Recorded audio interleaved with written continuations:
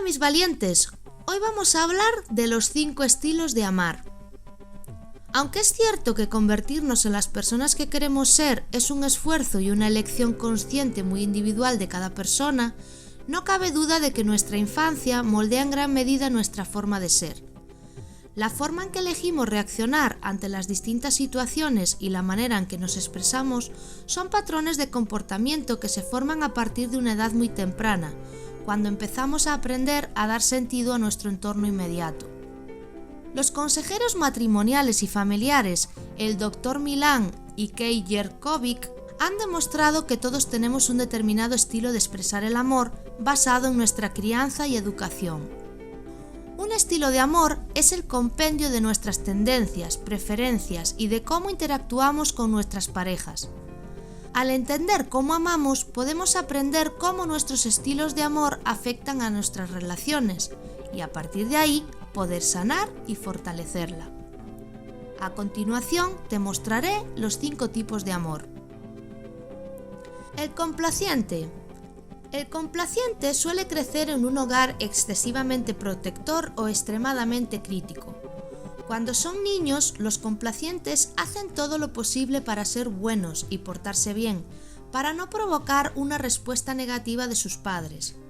Los niños complacientes no reciben consuelo, en cambio, dedican su tiempo y energía a dar consuelo a sus padres reactivos.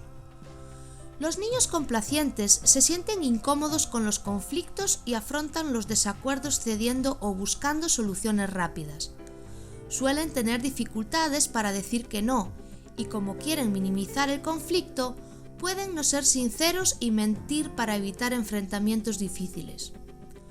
Cuando los niños complacientes se convierten en adultos, aprenden a leer los estados de ánimo de los demás para asegurarse de que pueden mantener a todos contentos. Sin embargo, cuando los complacientes se sienten estresados o acorralados, pueden entrar en pánico y huir de las relaciones. Prefieren ignorar en vez de hablar de lo que les molesta y suelen ver los problemas como el final de algo en lugar de querer solucionarlos. Los complacientes a menudo se extienden tratando de ser todo para todos cuando eso no es realista. Y en lugar de establecer límites sanos para sí mismos y construir un yo independiente y fuerte, se centran más en las necesidades y deseos de los demás. Le importan más las opiniones de sus amigos y de los miembros de su familia, y parecen estar totalmente perdidos cuando se les pregunta cuál es su propia opinión personal. Para que los complacientes cultiven relaciones estables, tienen que ser honestos con sus propios sentimientos, en lugar de con lo que debería ser o lo que se espera de ellos. La víctima. La víctima suele crecer en un hogar caótico. Las víctimas aprenden a ser complacientes para sobrevivir, llamando la atención lo menos posible para poder pasar desapercibidos. Para hacer frente a sus padres violentos y enfadados, los niños víctimas aprenden desde muy pequeños a esconderse y permanecer callados. Como estar totalmente presentes es doloroso para ellos, los niños víctimas suelen construir un mundo imaginario en su cabeza para hacer frente a los peligros a los que se enfrentan a diario.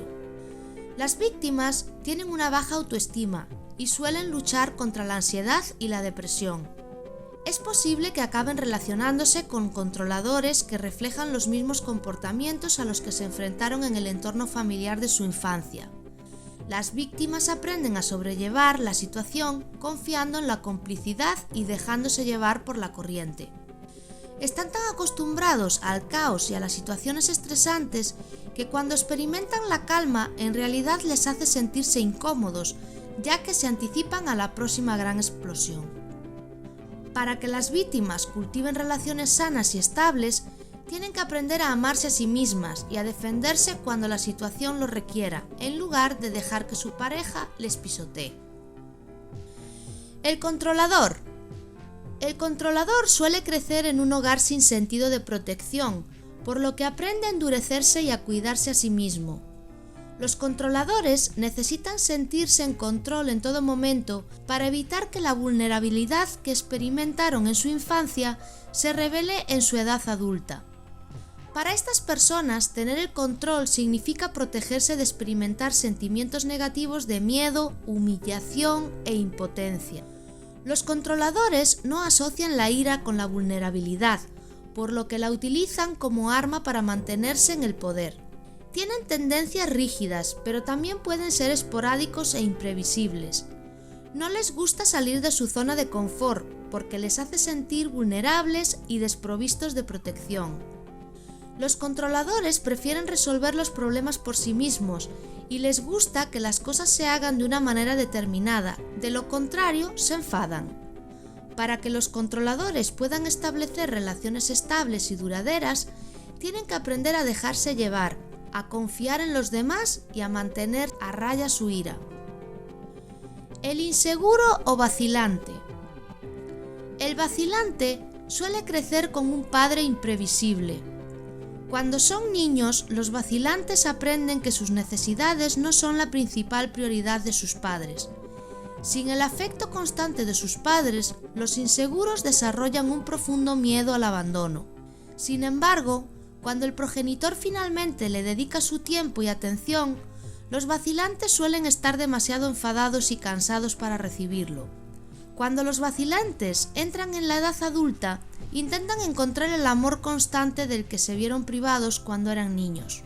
Tienden a idealizar las nuevas relaciones, pero una vez que se sienten defraudados o decepcionados, se sienten abatidos y dudosos. Los vacilantes a menudo se sienten incomprendidos y experimentan mucho conflicto interno y estrés emocional en sus relaciones. Pueden ser extremadamente sensibles y perceptivos, lo que les permite detectar hasta el más mínimo cambio en los demás y saber cuándo las personas se están alejando. Para que los vacilantes puedan cultivar relaciones sanas y estables, necesitan aprender a tomar el ritmo y conocer primero a alguien antes de comprometerse demasiado pronto y salir perjudicados por sus propias expectativas. El evasivo. El evasivo suele crecer en un hogar poco afectuoso que valora la independencia y la autosuficiencia. De niños, los evasores aprendieron a cuidar de sí mismos desde una edad muy temprana y dejaron de lado sus sentimientos y necesidades para hacer frente a su ansiedad por tener poco o ningún consuelo y cariño de sus padres. A los evasores les gusta su espacio y confían más en la lógica y el distanciamiento que en sus emociones. Se sienten incómodos cuando las personas que les rodean experimentan intensos altibajos emocionales. Para que los evasores puedan cultivar relaciones sanas y duraderas, deben aprender a abrirse y expresar sus emociones con sinceridad. Espero haberte ayudado a entender mejor tu forma de amar, y si te sientes identificado con más de un estilo de amor, no pasa nada. Ese es tu propio estilo, único, personal y siempre en constante cambio y evolución. Recuerda que el amor empieza por el propio. Si no te amas tú, ni podrás darlo ni sabrás recibirlo. ¿Con qué estilo de amor te sientes identificado? Déjamelo saber en los comentarios. Y esto es todo por hoy. Nos vemos en el próximo vídeo.